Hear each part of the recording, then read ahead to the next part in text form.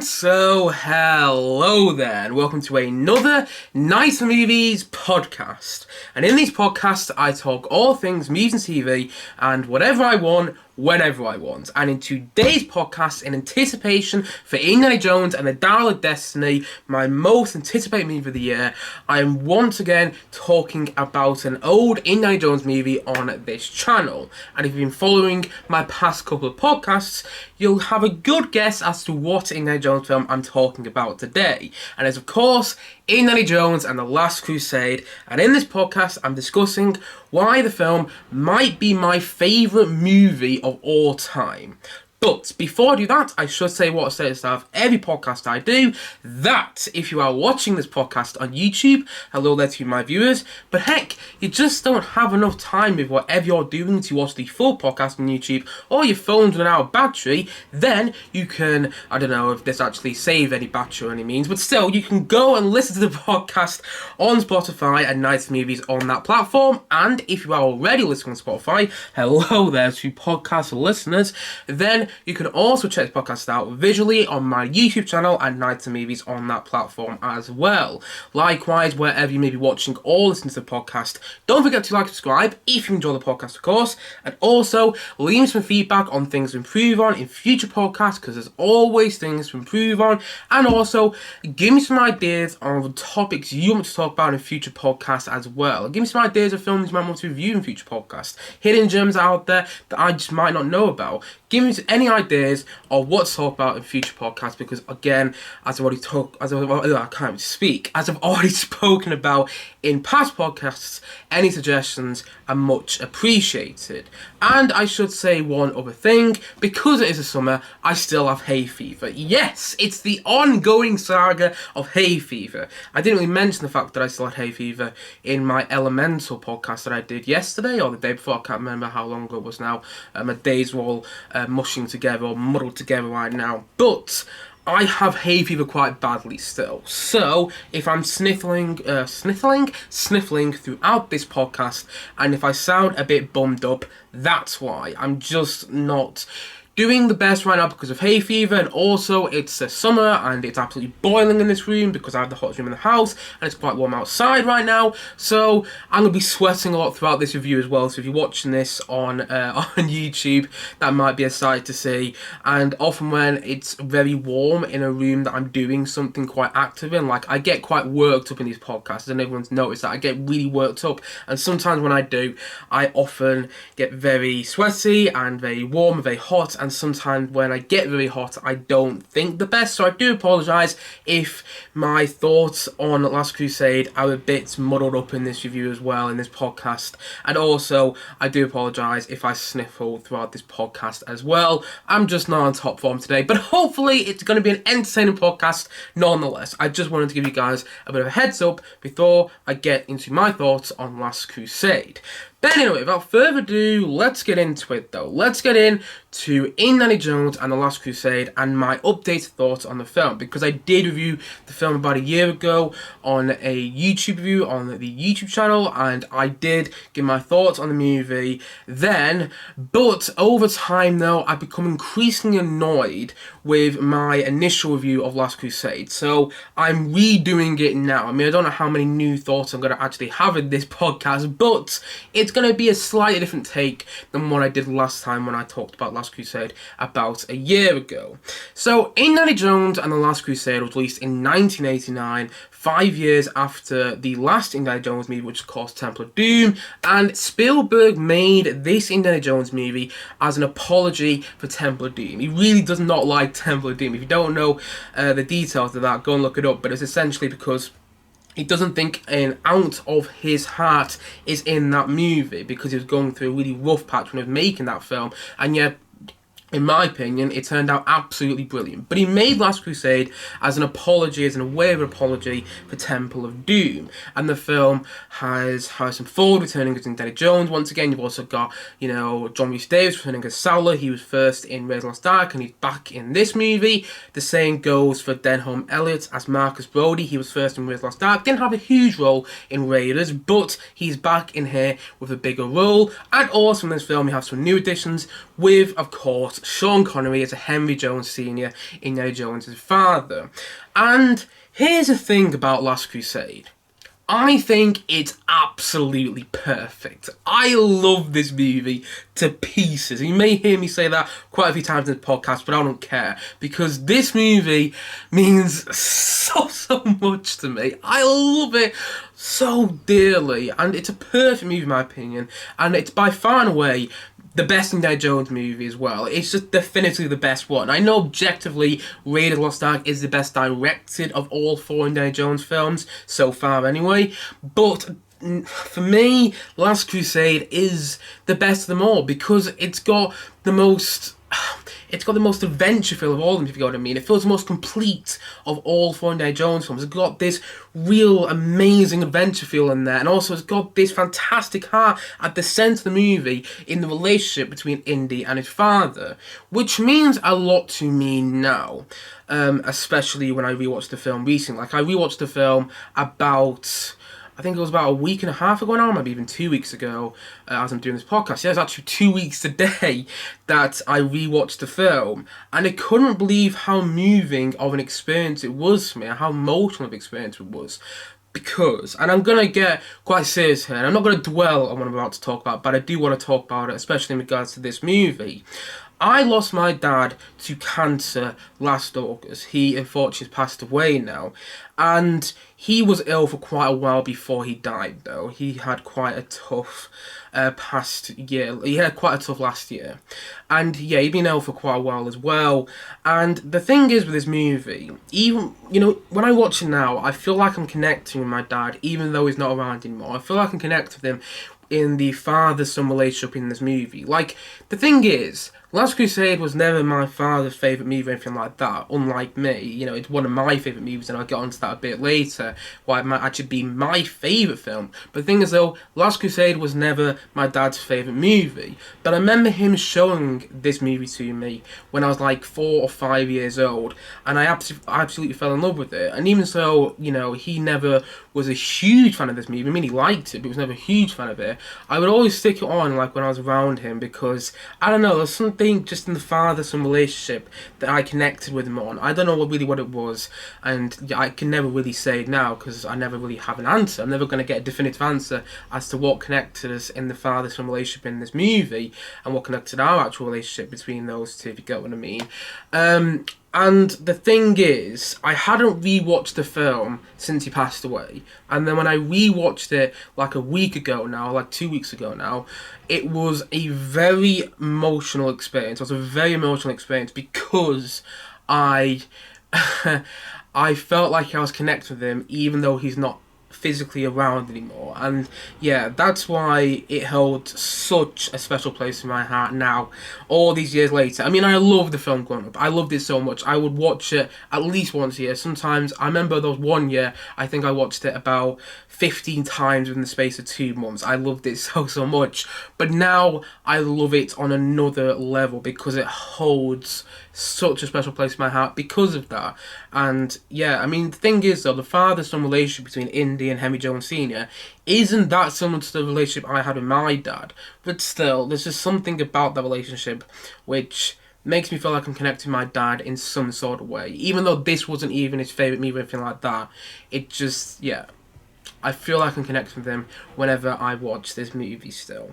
But also, the film is very exciting at the same time though, and it has this amazing opening sequence, which I just think is perfect, and also the tank chase sequence that we get later on in the film, the big final action set piece, is in my opinion the best action scene of all time. Now, I know some people might be watching this going, you are crazy, there's so many better action sequences in films than that, and sure, that is the truth. There probably is objectively better action sequences. But for me, whenever I watch the tank chase, I get goosebumps and I'm just astounded by it. I watch it and I think the editing's perfect. I think the directing's perfect. And also, I love the fact that everything's practical in the action sequence as well. I love the practicality of the tank chase. You really it looks like it's Harrison Ford actually on the tank, you know, punching all the Nazis and fighting General Vogel. I think that's what the character's name is, you know, the evil Nazi that you see along with Donavan in the film, that he's fighting on the tank, who ends up dying with the tank. If you've seen the film, hopefully you know what character I'm talking about.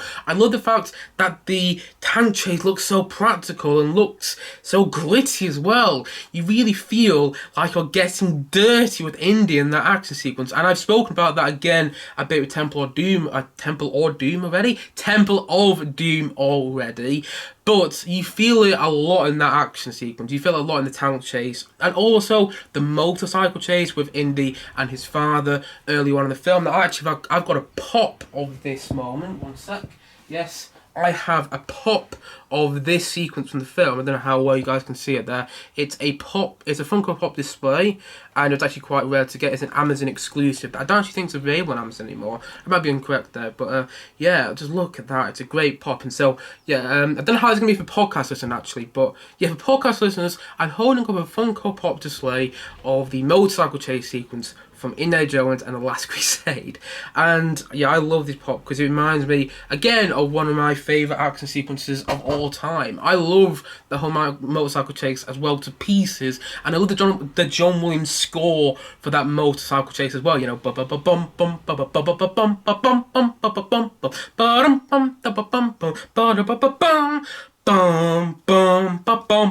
bum bum. But I could go on and on and on singing all the piece of music from that sequence. I could just go on and on singing it, and yeah, there's just so much of this movie I love so much. And the thing is, you know, I can see why some people wouldn't say this is a great movie and wouldn't love it and would love Raiders a lot more. I can see why, but at the same time though, this film holds such a special place in my heart because of the big reason I've already spoken about, you know, the big reason that has a lot of relation to my father, who is no longer here anymore, but also because it's a movie I grew up watching.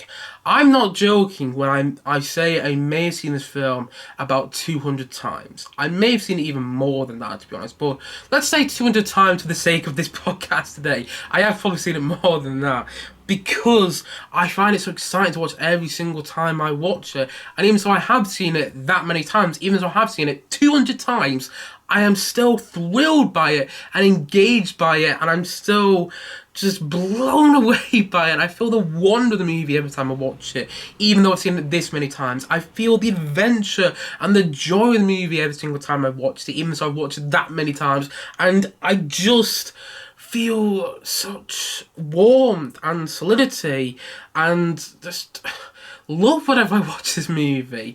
And the thing is, though, those themes aren't really represented in the film. I wouldn't say those themes, you know, the themes of warmth, solidity and love are represented that much in this film, but those are the themes that I think about whenever I think of Last Crusade, because I watched it when I was a kid, and I think that's really why I love it so much. It's like this thing with me. Whenever I watch it when I was a kid, it becomes so nostalgic for me and starts to hold a real special place in my heart. Like, most of my favourite movies are films that I watched when I was at a young age. I mean, I say most of them. One of my top 3 favourite movies is Paul Thomas Anderson's Magnolia, which I only watched for the first time a couple of years ago, but I absolutely adored.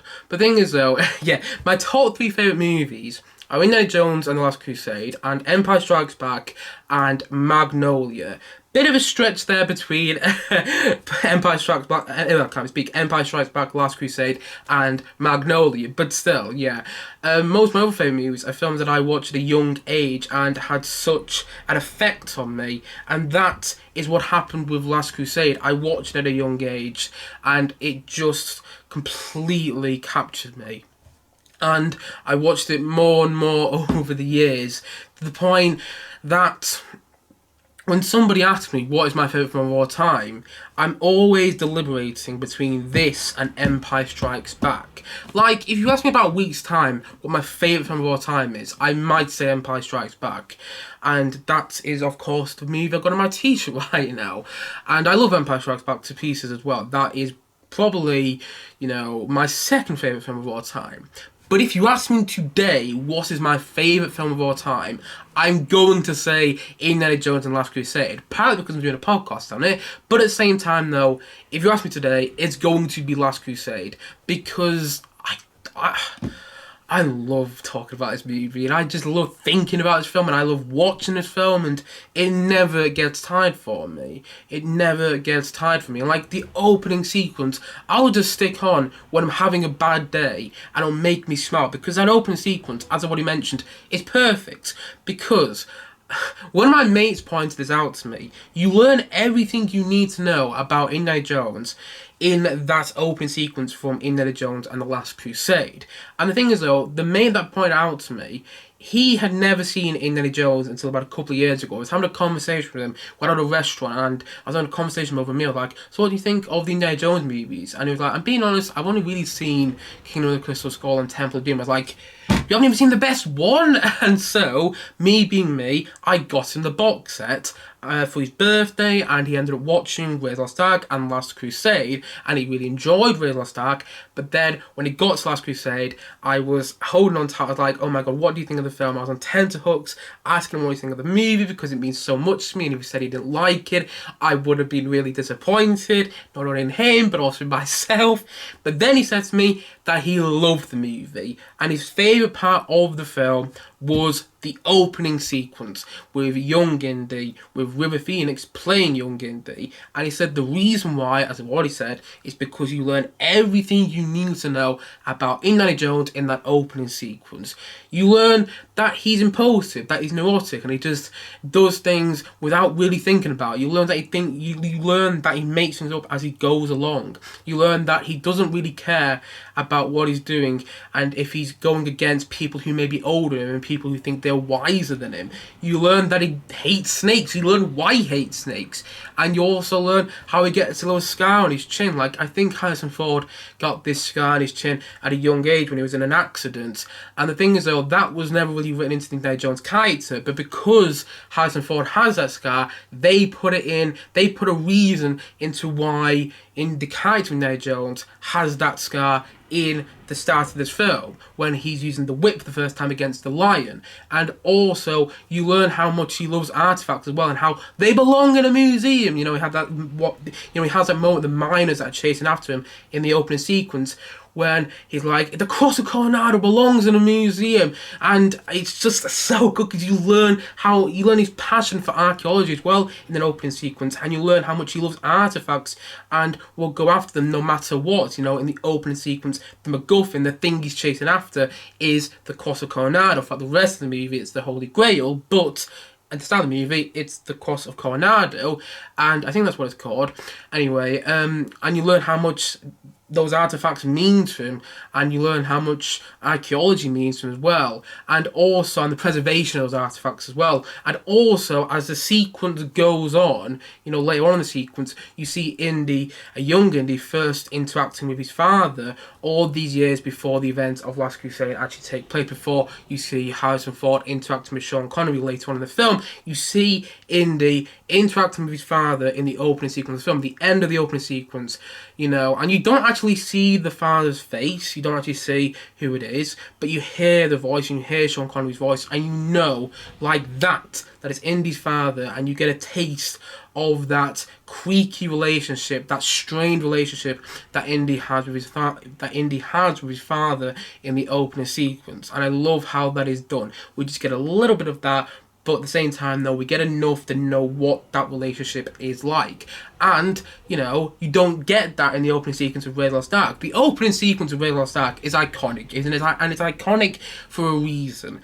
But the opening sequence of Last Crusade, I think, tells you everything you need to know about the Indiana Jones character.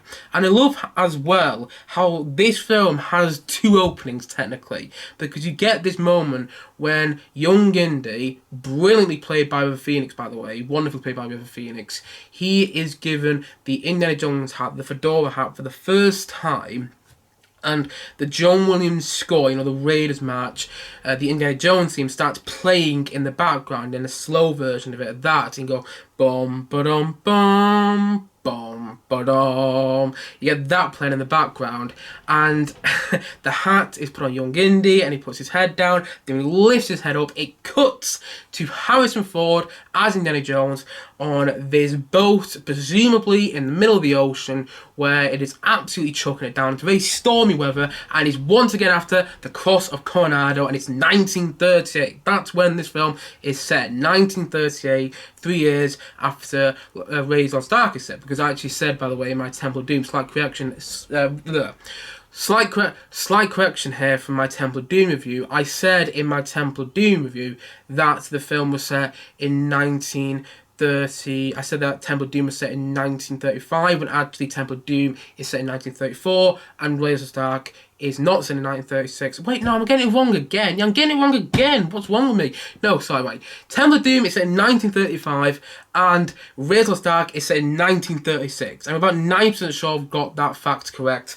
And Last Crusade is set in 1938, and you learn that in the boat sequence early on in the movie, and that boat sequence where Indy's fighting off all the people on the boat in this stormy weather to try and get the Cross of Coronado, and then the boat ends up blowing up. That sequence only lasts for 2 minutes, but it's so exciting to watch though, and the John Williams musical score once again in that opening sequence, once again in the boat sequence, you know, bum ba ba bum ba ba bum bum bum ba ba bum ba ba bum bum bum ba ba ba ba bum bum bum bum. It's roaring once again, and it's just perfect. The John Williams musical score for this film is excellent. It's a perfect musical score in my opinion.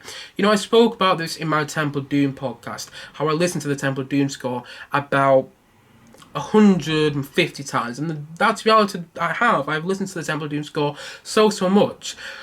But I probably listened to the Last Crusade score even more. It's my favourite of all the Indiana Jones scores because it's got so many memorable themes, and I love how John Williams well incorporated the Raiders March, you know, Indy theme into the film, but didn't overuse it once again. Even so, this is the third film in a franchise, he didn't overuse that main theme that everybody's come to know and love from Indiana Jones, you know, bum ba dum bum bum ba dum. He didn't just overuse that way too many times, and in fact, he puts loads of new themes in the film which are instantly memorable. I mean, the theme for the opening sequence, you know,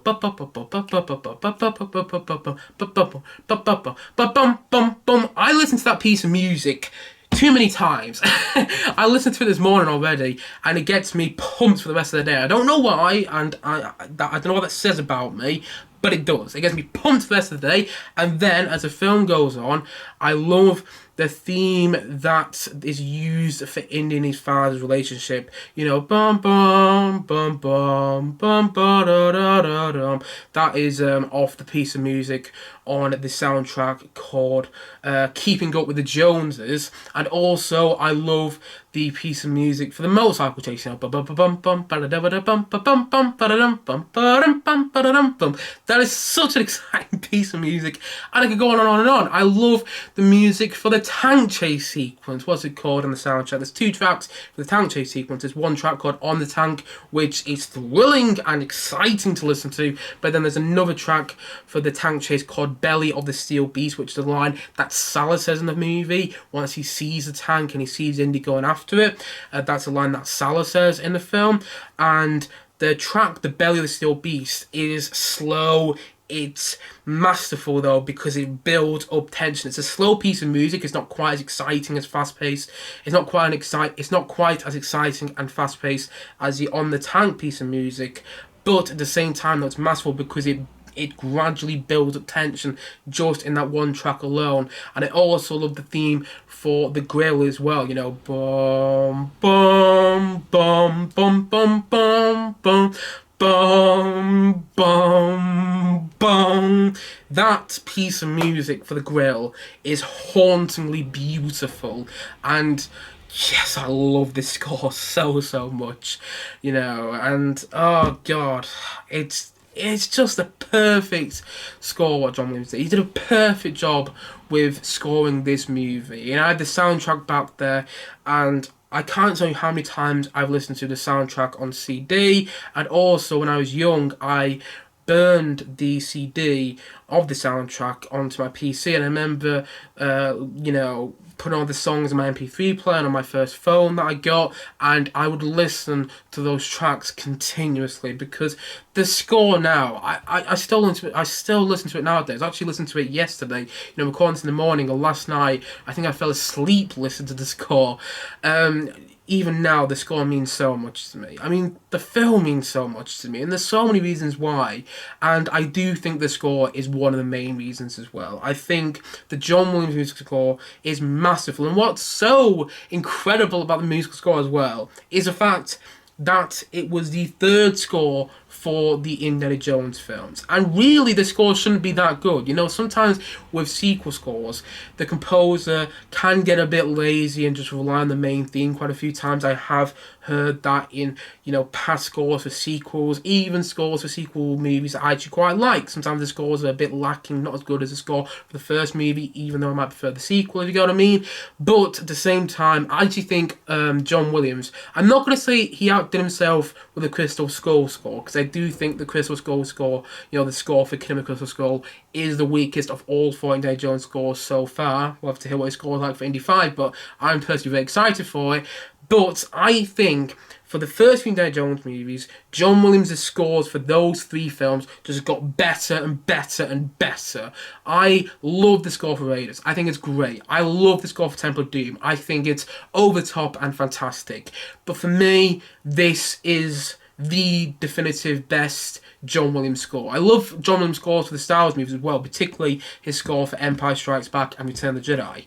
But this is my favourite John Williams score, though. This is my favourite John Williams score. This wouldn't even be a debate. In a week's time, I might say Empire Strikes Back is my favourite film of all time. But in a week's time, I'm not going to say the score for Empire Strikes Back is my favourite score of all time. In a week's time, I'm still going to say that Last Crusade score is still my favourite score of all time. I think you understand how much I love it. And also, one other thing I want to mention about the score is I love how John Williams added a different flavour to these Nazis in the movie, because it's not the same Nazis that we see in Raiders Lost Ark. Sure, the Nazis are the villains once again, like they were in Raiders, but at the same time, though, they don't just have the same musical motive. They don't just have the same musical theme.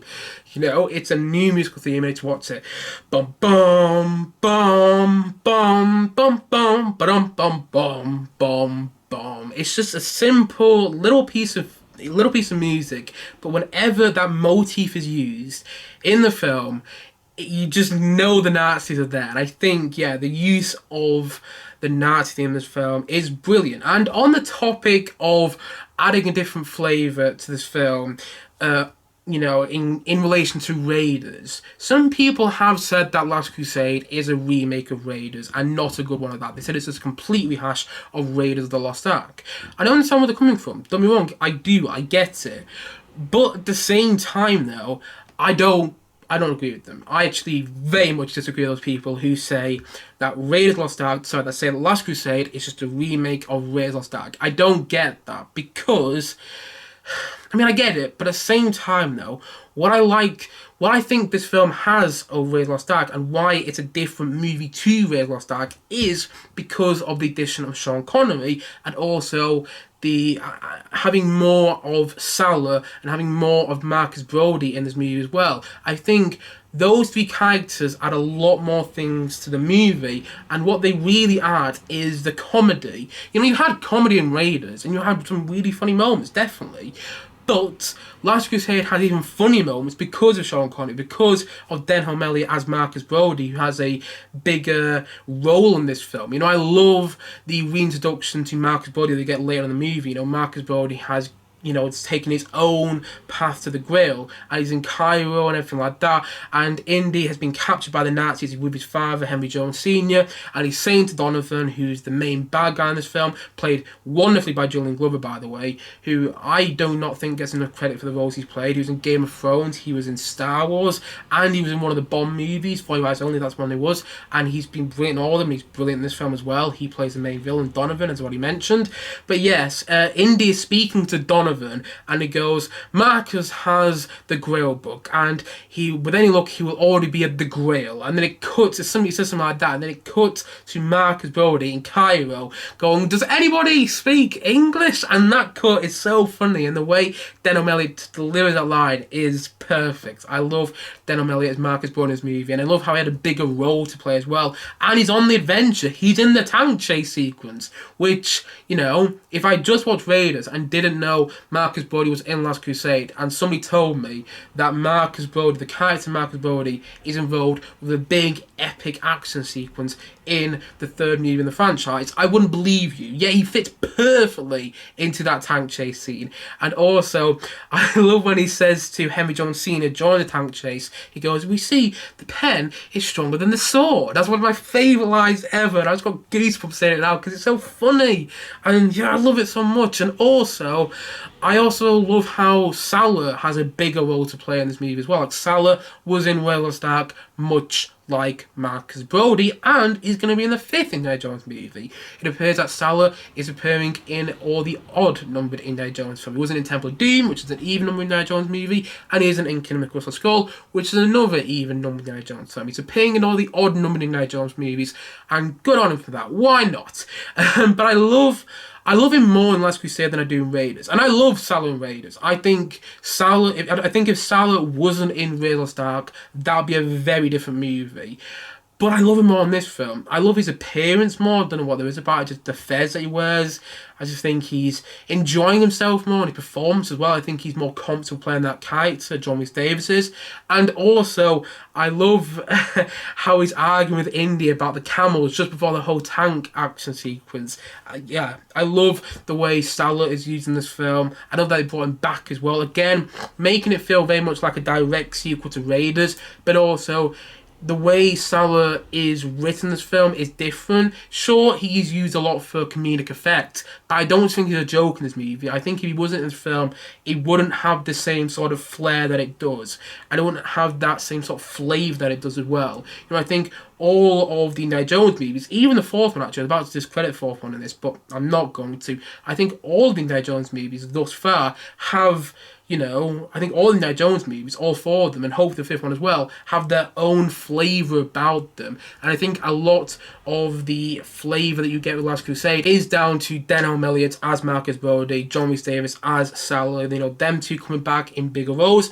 And also, as I've already spoken about, Sean Connery as Henry Jones Sr., which is genius casting. You have James Bond playing Indiana Jones. And if you know the context surrounding the Indiana Jones franchise, particularly the first Indiana Jones movies, you will know that the Bond franchise, particularly the Sean Connery James Bond movies, they were a big influence for Steven Spielberg and George Lucas when making these films. In fact, Spielberg wanted to direct a Bond movie, and he asked twice to direct a Bond film, and he's refused twice.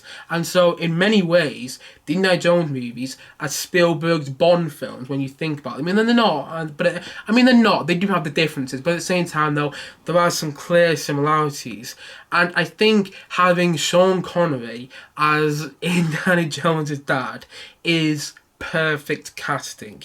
And also, I like the fact that Sean Connery he's not just doing the same performance he did as James Bond when he's playing Henry Jones Sr. He's giving off a different performance, and I like that quite a lot about his performance. So the fact that he didn't just play the same, he didn't just play Bond. I love that about it. And also, I think that Sean Connery's deliveries of certain lines of the film are absolutely hilarious. You know, when he's in the plane with Indy after being chased down by all these Nazi aircraft in the air after getting away on the Zeppelin, they go on this plane, and then there's 3 Nazi aircraft hunting them down, and Henry Jones Sr. is shooting the machine gun in the back of the plane, and he accidentally shoots the back of the plane, and he turns to Indy and goes, "I'm sorry, son, they got us." So that's one of the most funniest moments in the movie. And also, I love how during that whole plane chase sequence, hopefully you know what sequence I'm talking about, and you know, during that whole plane chase sequence, you get Indy's father using his umbrella to get all the birds to go around the beach and fly into the aircraft, and I love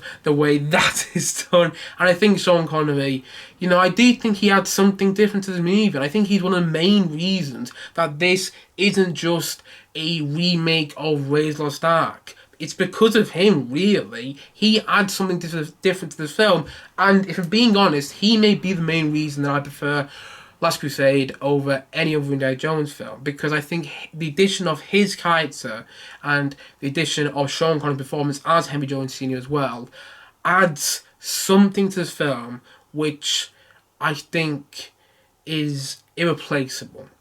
And also, I mean, I could go on and on and on. And I'm afraid if I do go on and on and on, this podcast is going to last forever. But there's so many aspects of them that I want to mention, so many other aspects, and I'm going to quickly go through them. So I love the effects on Donovan's death. You know, when Donavan, he drinks the wrong cup when they're searching for the Grail. I love the effects on his character dying. You know, when he turns to old age and he turns to a skeleton. When I was growing up, I didn't realise that was a special effect. That special effect has held up so well. I didn't even realise that was a special effect growing up, though. I actually believed that somehow they made the character of Donavan so old so quickly. I mean, I know that's stupid, but at the same time, though, it didn't look like a special effect growing up. And nowadays, I'm still flabbergasted by that special effect. It's done superbly. And also, I love all the Grail stuff in the film. You know, whole stuff with the Grail Knight, how he's been protecting the Grail for all these years. I actually thought that was a real person growing up. I thought the whole stuff of the Grail Knight was was completely factual, and it's not, but the fact that I believed it was showed you how invested I was in the world and the characters of this movie and the story. And I still get so invested in the story when I watch it nowadays. But the whole stuff of the Grail Knight, I believed growing up, and I love the way that's done. And I love how Indy managed to just save his father in the end because he gets the Grail, because, you know, his father drinks from the cup of Christ. And also, early on in the film, I love how when Indy and his father are tied up together on the chair and the whole room is burning in that Nazi castle where they get captured. I love how the whole room is burning except for the fireplace. It's just a little detail that, but it always makes me smile.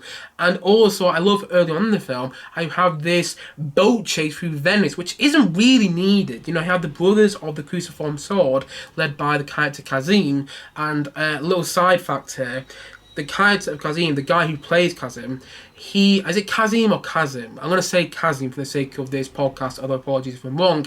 The person who played Kazim, he put a post on social media recently, I can't remember what site it was on, but it was on social media recently, and he put a picture of him with the new action figure of Kazim from Last Crusade, which has been released by Hasbro, and he captioned it, "I've finally been made into an action figure," and I love that.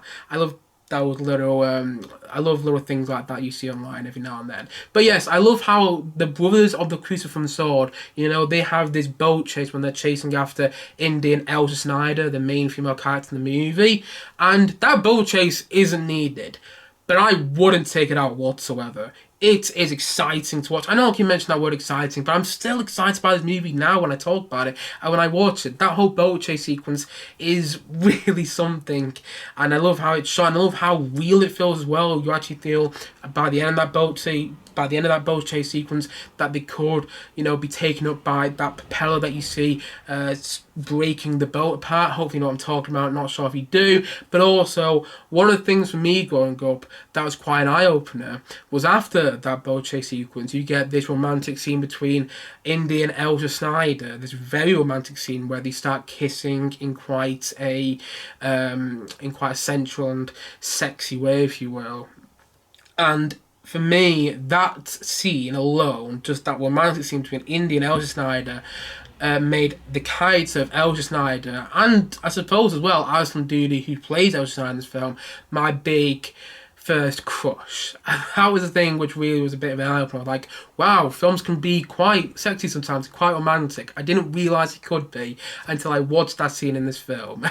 And on the topic of the character of Elsa Schneider, I do not think she's the best female character of all four Indiana Jones movies, but I think she's definitely a step up from Willie in Temple of Doom, you know, played by Indy's wife, by the way. Indy's wife, what am I going about? Played by Spielberg's wife in Temple of Doom. You know, the Kate Capshaw plays Willie in Temple of Doom, and Kate Capshaw ended up marrying Spielberg, which I find a bit funny because Willie is probably the most annoying and most irrelevant and most, and probably the worst of all the Indiana Jones female sidekicks. So I always find it a bit funny that they actually played Willie, ended up marrying Spielberg in real life. I don't know if there's something there, maybe there is, maybe there isn't, maybe there isn't. But the character of Elsa Schneider, I actually really like. You know, she feels like she fits that category of film noir. And I do think there is a section of the film which feels very film noir, if you know what I mean. It feels very 1930s, 1940s film noir. It's a section where there's like a whole segment of the film. It's not just one sequence. There's a whole segment of the film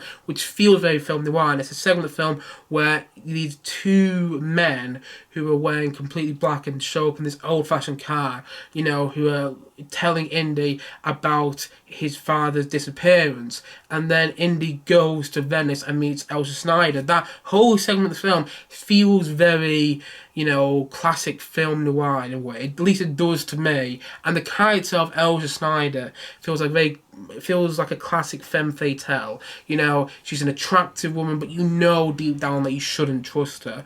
But you fall for her anyway because of her looks, because of her beauty.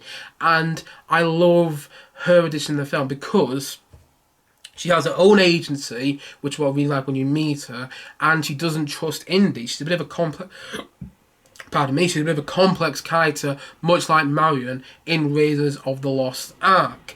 And I love as well how she turned bad, and you actually realise that she worked with the Nazis, because deep down, again, you know that twist is coming, but the way it's done is still somewhat surprising. When I watch this film now, I don't want that twist to come, but I know it's coming nonetheless. And yeah, I really enjoy the character of Elsa Schneider, and also, probably my favourite moment in this film, actually, is right after the two opening sequences, you know, the opening sequence of young Indy, and the boat fight sequence as well.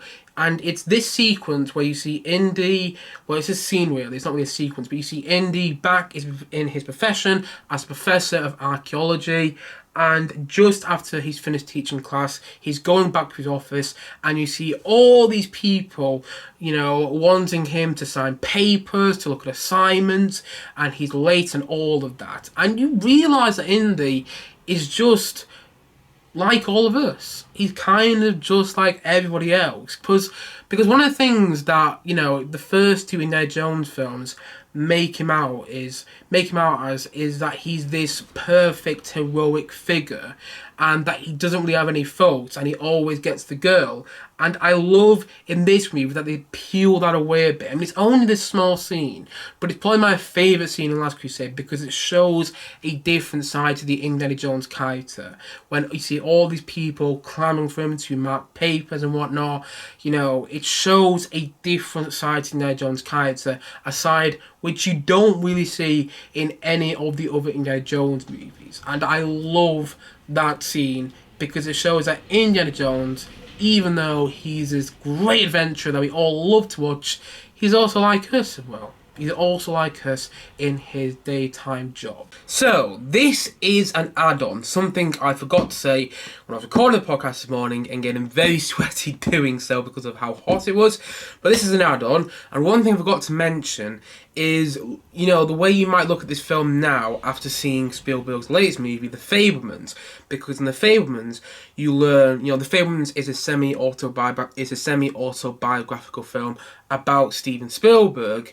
And in that film, you learn that Steven Spielberg had a complicated relationship with his father, not too dissimilar to Indy's relationship with his father in Last Crusade. And I always think that maybe, you know, Spielberg is in some sort of way in the character of Indiana Jones. I mean, I did speak about this in my Temple of Doom podcast, how when Indy is being whipped, it's almost like Spielberg being whipped because of the turmoil that he was going through during the production on Temple of Doom. And maybe there's something there, I don't know, but I do think maybe there's something there about Spielberg and his relationship with his father, and the relationship between Indy and his father in this movie. Maybe Spielberg is Indian, maybe he put a lot of his own relationship with his father into the relationship between Indy and his father in this film. I mean, maybe, maybe not. It's open to interpretation. Anyway, back to the podcast. And I love this movie so much. It's a perfect movie in my opinion, and it's by far and away my favourite Indiana Jones film because of all the reasons I've just gone through. I mean, I could go on about this film forever and ever and ever and ever, but I'm not going to, because I think people just get bored of me going, I love this scene, I love this scene in the movie, I love this scene, and I know, objectively, this is not a perfect film. I understand that. But for me, it's a perfect movie. And I think it's just because it holds so much meaning to me. It's so much more meaningful to me now at an older age as well, as I've already spoken about, that I'm not going to go back into. But, it holds a very special place in my heart, this movie, for a very big personal reason. And also, it feels like the grandest adventure of all four Indiana Jones movies. It feels like the most grandest adventure. I don't know if that's even good English or anything like that, but I don't care. It feels like the most grand adventure, that's what I should say, the most grand adventure of all four Indiana Jones films. And I love the sense of adventure that we get in this movie, the comedy we get in this film, the serious aspects. I think it's all balanced perfectly. I love the opening sequence. I think it's the best opening sequence of all four Indiana Jones films, and I just love this movie so much. And even though I've seen it like 200 times,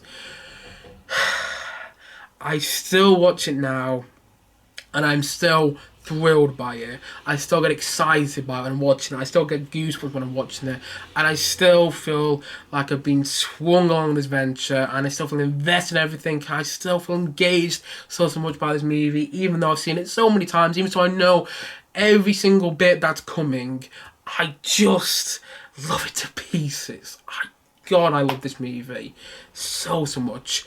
And yes, as of now, it's my favourite film of all time. I mean, if you ask me in about a week's time, I've got a very itchy nose right now, by the way. And if you ask me in about a week's time, what is my favourite film of all time, I might say Empire Strikes Back. In fact, I probably would. But as of now, I think Last Crusade is my favourite film of all time. It always goes between Last Crusade and Empire Strikes Back. And I can never really decide, to be honest. But I think if I had to choose between both, if someone said you have time to watch one movie, Empire Strikes Back or Indiana Jones and the Last Crusade, I'm probably going to go and say Indiana Jones and the Last Crusade. Probably. At least I would today anyway, and I probably would so for the next couple of days because of my excitement for Indiana Jones and the Dial of Destiny. And yeah, one other thing I'm going to say, and this is my last point, is that no matter how good Indiana Jones and the Dial of Destiny is going to be, even if theoretically, if the movie is the best film of all time, I know people are saying that it's not, and I know it's actually getting a bit of a mixed reception from early reviews and early people who've already seen the movie and whatnot. I know it's getting a bit of an early mixed reception, but theoretically, when I go and watch Indiana Jones and the Dial of Destiny next week, and I come out and I say it's the best movie of all time, if that happens, and there's a good chance it might, you never know, it probably won't happen, but still, if that does happen, it still won't surpass my love of Indiana Jones and Last Crusade, though. Dial of Destiny could be absolutely excellent, but for me, Last Crusade will always be my favourite film of all, my favourite Indiana Jones movie, because, and I know this before, but I'm going to say it again because I really want to emphasise this because of how much it means to me. Dial of Destiny could be amazing, but my favourite Indiana Jones movie of all time, Dial of Destiny could be my second favourite Indiana Jones movie of all time. Although saying that, though, Temple of Doom means a lot to me as well. But Dial of Destiny still could be objectively the best Indiana Jones movie of all time when it officially releases. But Last Crusade will always be my favourite, though. It will always be my favourite Indiana Jones movie. There's no change in that. And, yeah, it's just a perfect movie. I don't really know what else to say. And so, all in all, I'm going to say that Indiana Jones and the Last Crusade, I'm going to say that it's a 10 out of 10.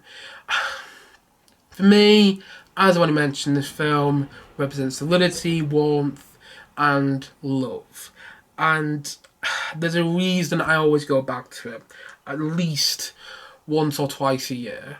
And that is because of how special it is to me, this movie.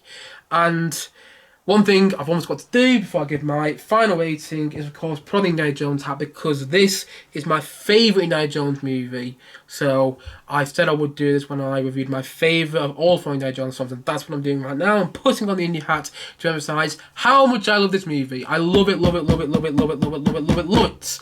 You know, if I could just watch this movie for the rest of my life, I would die happy. Well, throw in a couple of songs of Empire Strikes Back as well. But yeah, mostly this movie. Yeah, love it so much. And Spielberg's direction is also top form so much. One thing I haven't really mentioned either. I love Spielberg's direction. I love the heart of the film and the father-son relationship. I love all the action set pieces. I love the story as well. And I just love it. Love this movie. Absolutely an amazing film, and yeah, it is my favourite film of all time as of today. Let's just say that, as of today. And so, all in all, as I've already said, this is a perfect movie in my opinion, and for that reason, I'm going to say that it's a 10 out of 10 from me.